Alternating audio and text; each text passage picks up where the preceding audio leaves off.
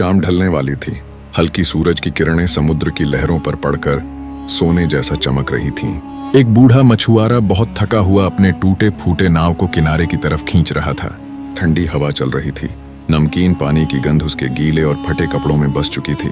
फिर भी उसके दिल में एक अजीब सी खुशी और गहरा सुकून था। आज किस्मत ने उस पर मेहरबानी की थी।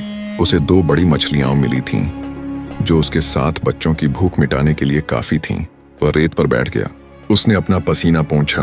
उसके होठों पर हल्की सी मुस्कान थी, लेकिन उसकी आंखों में खुशी के आंसू भी साफ दिख रहे थे। तभी अचानक घोड़ों की टापों की आवाज गूंज उठी। पूरा किनारा कांप सा गया। मछुआरे ने सिर उठाकर देखा। दूर से एक सवार काले घोड़े पर आ रहा था। वह था युवा राजकुमार आरिफ। उसके पीछे सैनिक चल रहे थे। डूबती शाम की रोशनी में उनके हथियार चमक रहे थे। राजकुमार आरिफ घमंडी और कठोर दिल वाला था। वह गांव में ऐसे घूमता था जैसे पूरी जमीन उसी की हो। वह पास आया। उसकी आंखों में घमंड और खुशी की चमक थी। उसने सख्त आवाज में कहा, अरे बूढ़े, तुम यहाँ क्या कर रहे हो? बूढ़ा आदर से झुक गया। उसने कहा, मालिक, मैं एक गरीब मछुआरा हूँ। यह पुरानी नाव और ये फटे जाल ही मेरी सारी दौलत है। आज भगवान ने मुझ पर दया की है। ये 2 मछलियां मिली हैं ताकि मेरे बच्चे भूखे न सोएं।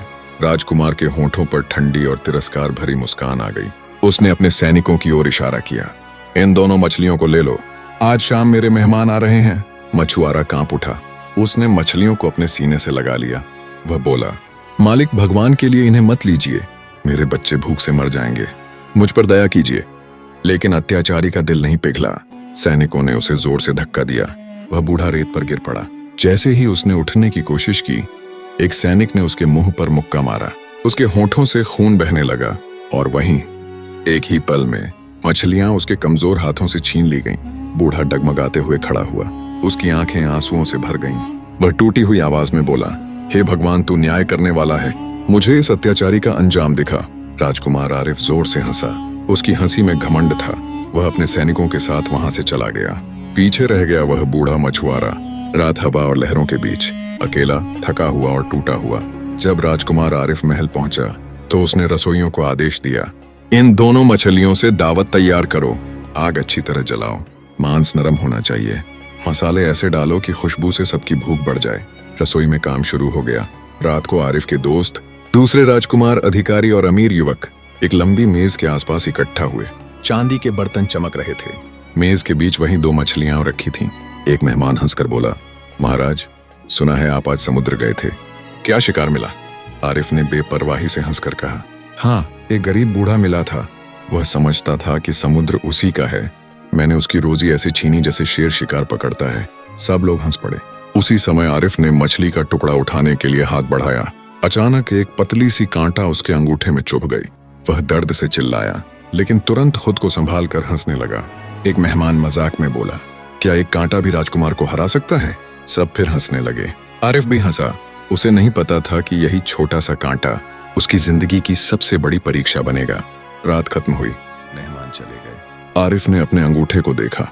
वह थोड़ा लाल और सूजा हुआ था। उसने हल्के में कहा, सुबह तक ठीक हो जाएगा। वह सो गया। उसे नहीं पता था कि किस्मत ने उसके दरवाजे पर दस्तक दे दी है। सुबह उसने आंखें खोली।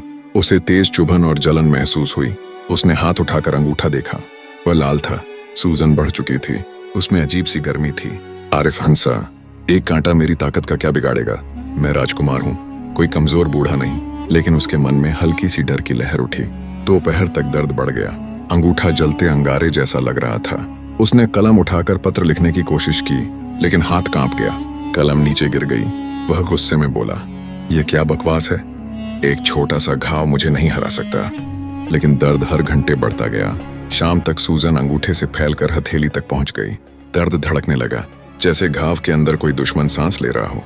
आखिर उसे राजवैद्य को बुलाना पड़ा। वह एक बूढ़ा और समझदार वैद्य था, जो कई सालों से राज परिवार का इलाज करता आ रहा था। वैद्य कमरे में आया। उसने सम्मान से झुककर आरिफ का हाथ पकड़ा। वह ध्यान से घाव देखने लगा। जैसे ही उसने सूजे हुए हिस्से को छुआ, आरिफ दर्द से चिल्ला उठा, आह धीरे, मैं राजकुमार हूँ। वैद्य ने माफी मांगी। फिर गंभीर आवाज में बोला, महाराज, यह साधारण चोट नहीं है। कांटे ने अंदर जहर छोड़ दिया है। हमें तुरंत जांच करनी होगी। आरिफ को गुस्सा आ गया। उसे लगा वैद्य बात बढ़ा रहा है। उसने उसे कमरे से बाहर जाने का आदेश दे दिया। कुछ देर बाद वैद्य फिर लौटा। उसके चेहरे पर चिंता साफ थी। वह बोला, महाराज, स्थिति ठीक नहीं है। जहर फैल रहा है। अगर तुरंत इलाज न किया गया तो ये पूरे हाथ तक पहुंच सकता है। आरिफ का चेहरा पीला पड़ गया। वह बोला। आरिफ कांपती आवाज में बोला, क्या तुम कहना चाहते हो कि मैं मर जाऊंगा? वैद्य ने धीमे स्वर में कहा, इलाज का सिर्फ एक ही रास्ता है। अगर अंगूठा तुरंत नहीं काटा गया तो जहर पूरे शरीर में फैल जाएगा। यह सुनते ही आरिफ जैसे जम गया। उसकी सांसें भारी हो गईं। गुस्से से उसका चेहरा लाल हो गया।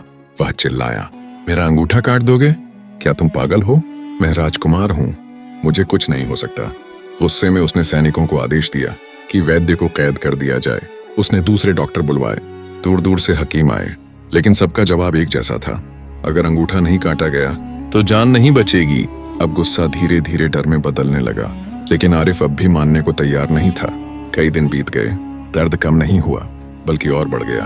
रात को वह करवट भी नहीं बदल पाता था। उसके शरीर से लगातार पसीना बहता रहता था। अंगूठा आग की तरह जलता था। नींद उससे दूर हो गई।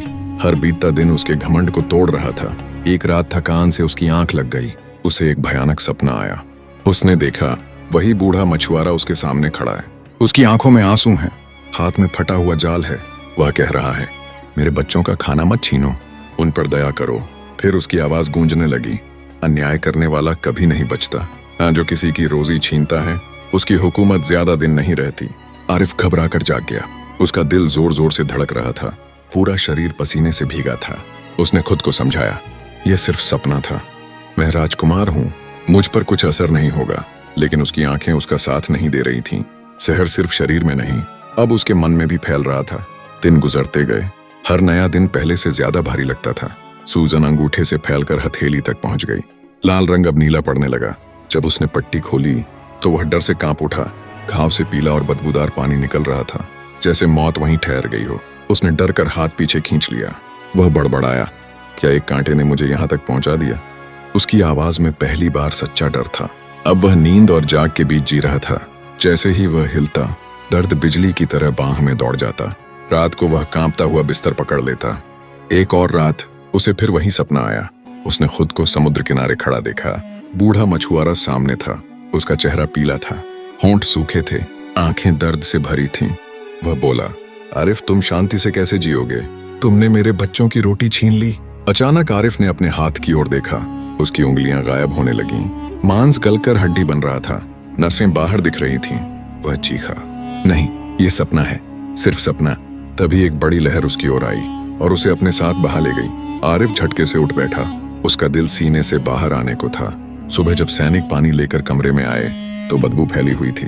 घाव से पीला तरल बाहर निकल रहा था। उसने हाथ उठाने की कोशिश की, लेकिन हाथ ने साथ नहीं दिया। गिलास उसके हाथ से गिरकर टूट गया। कमरे में सन्नाटा छा गया। किसी की हिम्मत नहीं हुई कुछ कहने की। आरिफ ने सैनिकों की आंखों में देखा। उसे वहां डर और घृणा दोनों नजर आए। उसका घमंड और टूट गया। वह धीरे से कुर्सी पर बैठ गया। उसने सिर दोनों हाथों में पकड़ लिया। कमरे की दीवारें उसे घूरती हुई सी। कमरा उसकी चीखों की गूंज वापस उसी तक लौटा रहा था। वह बड़बड़ाया, क्या यह सजा है? क्या यह उस बूढ़े की बद्दुआ है? अगले ही पल उसके चेहरे पर फिर गुस्सा छा गया। वह बोला, मैं आरिफ हूं, मैं राजकुमार हूं, कोई मुझे गिरा नहीं सकता। लेकिन जैसे ही उसने कपड़ा हटाया, उसने देखा कि उसका अंगूठा काला पड़ चुका था, जैसे आग में जल गया हो। उस पर छोटे छोटे फोड़े निकल आए थे। उनसे पीप निकल रही थी। वह डर कर पीछे हट गया। इस बार सच में उसकी आत्मा कांप उठी। रात फिर आ गई। दर्द अब उसकी सांसों का हिस्सा बन चुका था। वह करवट भी नहीं बदल पा रहा था। हर धड़कन घाव को और गहरा कर देती थी। थकान ने उसे फिर घेर लिया। उसकी आंख लग गई। वह फिर अंधेरे में डूब गया। इस बार बूढ़ा मछुआरा नहीं था। पूरा समुद्र उसके चारों ओर घूम रहा था। लहरें उसके पैरों को खींच रही थीं। अंदर से एक आवाज आई, अन्याय की सजा देर से नहीं आती। आरिफ, आरिफ! वह चीख उठा। महल की दीवारें कांप उठीं। जब वह जागा तो उसके चेहरे पर घमंड का कोई निशान नहीं था, सिर्फ डर था। उसकी आत्मा टूट चुकी थी। जहर अब सिर्फ हाथ में नहीं, उसके दिल और दिमाग तक पहुंच चुका था। दिन बीतते गए। अंगूठा पूरी तरह काला हो गया। वह सूखी लकड़ी की तरह हो गया था। न गर्मी न एहसास, जैसे उसमें जान ही नहीं बची हो। आरिफ ने खुद को कमरे में बंद कर लिया।